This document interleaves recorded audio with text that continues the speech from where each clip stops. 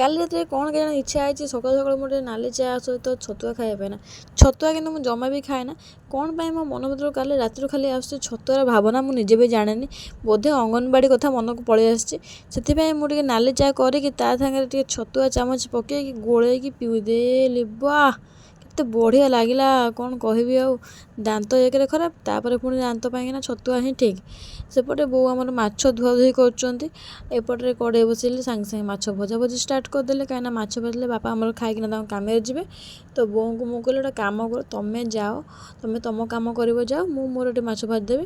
ତାପରେ ବୋଉ କହିଲେ ହଉ ଠିକ୍ ଅଛି। ବୋଉ ଆମର ପଳେଇଗଲେ, ତାପରେ ମୁଁ ପଳେଇ ଆସିଲି ଏଠି ମୋ କାମ କରିବା ପାଇଁ ନା।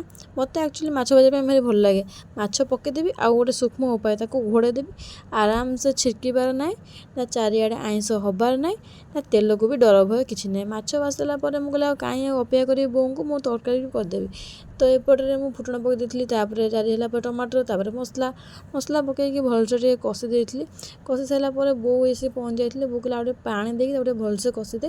ଯାହା ବି କୁହନ୍ତୁ, ରୋଷେଇ କଲାବେଳେ ମାଆ ଟିକେ ପାଖରେ ରହିଲେ ମୋତେ ଟିକେ ବହୁତ ଭଲ ଲାଗେ। ଆଉ କ'ଣ କରିବା, ମାଆଙ୍କ ଠାରୁ ତ ରୋଷେଇ ଶିଖିଛି ନା, ଆଉ କହିପାରିବିନି ଯେ ମୋ ରୋଷେଇ ମାଆଙ୍କ ଠାରୁ ଭଲ ହେବ, କାହିଁକିନା ମାଆ ରୋଷେଇ ସବୁଠାରୁ ବେଷ୍ଟ। ତାପରେ ଏପଟେ ଦେଖନ୍ତୁ ମୋ ତରକାରୀ ପୁରା ଫୁଟିବା ଆରମ୍ଭ ହୋଇଗଲା। ତାପରେ ମୁଁ ବୋଉଙ୍କୁ ଡାକିଲି, ମୁଁ ଟିକେ ମାଛ ପକେଇ ଦେଇକି ଯାଅ, କାହିଁକିନା ମୁଁ ମୋବାଇଲ ଧରିଥିଲି। ବୋଉ ଆମର ମାଛ ପକାଉଛନ୍ତି, ପୁରା ଗଣି ଗଣି ମାଛ ପଡ଼ୁଛି ଏଠି, ମାନେ ମୋ ଟଫି ପାଇଁ ଭଜା ମାଛ ରହିଲା ତ ବୋଉ ସେଇଥିପାଇଁ ଆମର ଏଠି ମାଛ ପକାଇଦେଲେ। ଆଉ ତା ଭିତରେ ଦେଖନ୍ତୁ ମୋ ଜୀବ କେମିତି ଦେଖାହେଉଛି। ଆଉ ମୋତେ କମେଣ୍ଟ କରି କୁହନ୍ତୁ ମୁଁ କ'ଣ ଖାଇଛି, ମୋ ଜୀବ ଏମିତି କ'ଣ ପାଇଁ ଦେଖାଯାଉଛି। ଯଦି କମେଣ୍ଟ କରି କହିଦେବେ ମୁଁ ଜାଣିବି ପୁରାପୁରି ଠିକ୍ କହିଛନ୍ତି। ତାପରେ ମୁଁ ୟା ଭିତରେ ମୋ ଟଫି କଥା ମନେ ପଡ଼ିଗଲା। ଆରେ ହେଇ ମୋ ଟଫି କୁଆଡ଼େ ଗଲା। ଏତେ ସବୁ କାମ ଭିତରେ ମୁଁ ମୋ ଟଫି କଥା ପୁରାପୁରି ଭୁଲି ଯାଇଥିଲି। ଆଉ ଦେଖନ୍ତୁ ସବୁଆଡ଼େ ମୁଁ ମାନେ କହନ୍ତି ନା ମୋବାଇଲ ବୁଲେଇ ଉଣ୍ଡାଳୁଛୁ, କୁଆଡ଼େ ଗଲୁ ଦେଖନ୍ତୁ ମୁଁ ଗେଲି କୋଉଠି ଶୋଇଛି। ମାନେ ଏଇଟା ହେଉଛି ତା ଗୁମ୍ଫା, ଆମ ଘର ଭିତରେ ବି ସେଇଟା ଗୁମ୍ଫା କରିଦେଇଛି। ଗୁମ୍ଫା ଭିତରେ ଯାଇକି ଶୋଇପଡ଼ିଛି।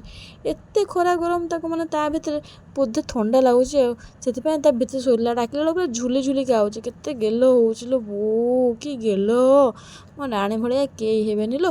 ଗୋଟେ ଜୀବଜନ୍ତୁ ଯଦି ଘରେ ରଖିଥିବେ ନା, ଏମିତି ହିଁ ଟାଇମ୍ ପାସ୍ ହେଇଯିବ। କେତେବେଳେ ସମୟ କୁଆଡ଼େ ଗଡ଼ିଯିବ କିଛି ଜାଣିପାରିବନି।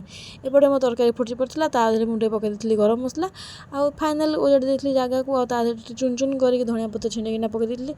ଯାହା ବି କୁହନ୍ତୁ, ମାଛ ତରକାରୀଟା ଦେଖିକି ଆପଣମାନେ କ'ଣ ଭାବୁଛନ୍ତି, ତରକାରୀ ଭଲ ହେଇଥିବ ନା ଖରାପ ହେଇଥିବ? ତରକାରୀ ପୁରା ମସ୍ତ ହେଇଥିବ। ଆଉ ମୋ ହାତ ରନ୍ଧା ରୋଷେଇ ନା, ଗୋଟେ ଅଲଗା ପ୍ରକାର, ବୋଉଙ୍କ ଠାରୁ ବାକି ଟିକେ କମ୍।